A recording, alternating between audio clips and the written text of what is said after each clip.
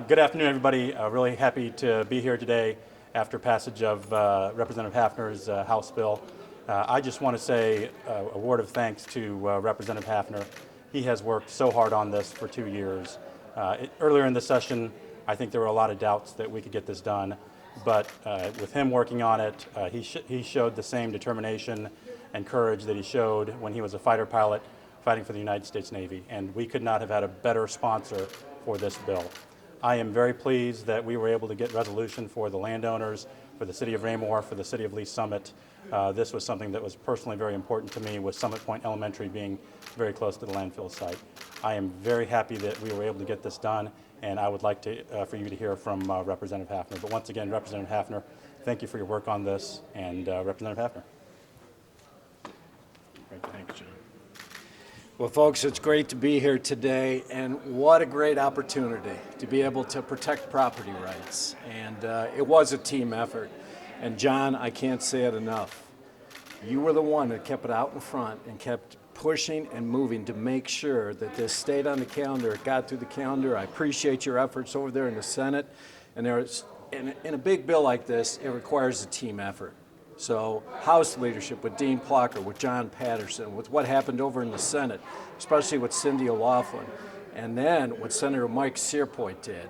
What an unbelievable effort. He is a statesman, and the fact that he got this through the third read in the Senate in 16 minutes is a testimony to the work that he put into this. And all of you here know I'm a guy of history. I love history. And I go back to the founding documents of our country, where our founding fathers talked about this concept of what they called the primacy of property rights, because they understood very clearly that property represented economic opportunity. And that is the case here. So on behalf of the grassroots effort out of the Raymore area, and I do want to pause and say, and the mayor of Raymore, him and his staff, wow. They came in prepared, they knew what they needed to do, and they did it right. But on behalf of all the landowners, the property owners, the business owners of both Cass and Jackson County, I just want to say thanks. And we need to get the governor to sign this immediately. Thank you. All right, anybody have questions for Representative Haffner? Representative Haffner, this bill has changed multiple times over the years that you guys have presented it. What happens if something happens like this in another part of the state? Are you looking at legislation to maybe change how permits are required through DNR or moving forward to protect other locations? Well, that's a great question. And one of the things I talked about on the floor today is the fact that we as legislators don't do a real good job of going back and reviewing statute on a recurring basis. Now, that's a massive task. But I'm going to bring out the example of what's taken place within Pettis County. I have had long conversations with Representative Brad Pollitt, and I've made a commitment to him publicly. We're going to go back and review all of Chapter 260 to make sure that this doesn't happen again. The place where this fell apart is there was not community involvement. And although that is supposed to be 4 steps of the 22-step process, it didn't take place in this situation. So as the state's changed, we need to change statute to make sure that our folks are protected. Representative Haffner, one of the criticisms that I heard along the way was that there was dysfunction here in Jefferson City, specifically with the other chamber, that this could not get passed, and therefore the city of Raymore had to step in and say, well, we'll throw some money at this to get the problem to go away. Does it show anything about the dysfunction of what happened here in Jefferson City that the local government here had to step in? Well, you know, that I'm going to go back and say that I think our founding fathers got it right. You know, there are very different procedures that take place within the House and the Senate. Within the House, we have time to debate. Over in the Senate, they can filibuster. I believe that process to be right. I also believe that it has been abused over the last 4 to 5 years. But part of the process is that it is a team effort. And so we've had other circumstances. I'm not going to say that it's usual, it's unusual. But the fact that we have to step in at either the county or the municipal level is not unprecedented, and that's why it requires a team effort. The next step here for a landfill in Kansas City, I know there's different studies on when a landfill might be needed. Where should a landfill go now? Well, see, if I'm going to go back to what it says within the Department of Natural Resources, not only within statute, but also within the regulations. So let's look at the regional plants. We need to have a statewide solid waste disposal plan, bring it down to the individual solid waste districts, and then include the regional planning authorities in order to decide where that is best. Representative Patterson, I want to ask you two things about this session because, as Matt mentioned, we have seen dysfunction. What does this show here of the House and the Senate being able to do this within less than a week of each other with the help of Raymore's legislators? Well, I think I've actually been pretty surprised and pleased at how we have been functioning. I think earlier in this session there wasn't a lot of optimism about it, but I think if you look at what we've done in the past couple of weeks, I think we've passed 3 House bills, TAFP, a huge education bill. I think you are seeing the little bursts of productivity, and I just hope it continues. Did you think that this would be on the governor's desk this session? I would not have guessed that it would be on the governor's desk on April 23rd. I think it's just a testament to Representative Haffner, Senator Searpoy, all the people that have worked on this, all the fine people of the city of Raymore, city of Lee Summit. It's a huge win, and I think it's just a testament to their effort. We heard from Representative Haffner that more needs to be done to protect other municipalities moving forward. Are you in that same boat that this needs to be revisited, especially with you moving into House leadership or the House Speaker's seat next year? Well, I think right now, I think we just want to celebrate what happened, and yeah, all the representatives here are going to look at what we need to do in the future, and certainly if we need to do that, we'll take a look at doing that.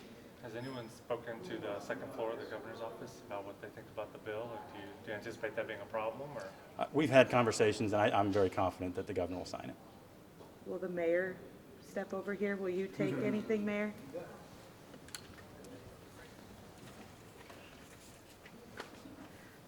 Before we ask questions, do you have any comments on this making it through both chambers in a week, which is pretty uncommon in this building? Well, you know, I don't legislate here. I legislate locally back home, but it has been a tremendous effort on both sides of the building here to work forward on this. And we're just very excited that we were all come together. Actually, I think my city manager, Jim Fearborn, used the example of it as a 3-legged stool. And it really was at this point. The local government, along with the House and the Senate, had to work together to come to this agreement here. And everybody worked hard for us to make this come to fruition. And I do believe that what Representative Haffner said about the grassroots effort from the folks that live in that area who are affected by it, would have been affected by it, Creekmore, in Raymore, the Lee Summit residents, Summit, the elementary school over there, the folks of South Kansas City who were affected by it, the folks in Grandview, Belton, they all came together and sent their personal messages to these folks down here at the Capitol, and it really made a difference. And without them, I don't think we would be here today. Mr. Mayor, what message does this send to anybody who goes through a very similar process in the future? Any sort of developer that may come in to a piece of property or a piece of land without involving the community first?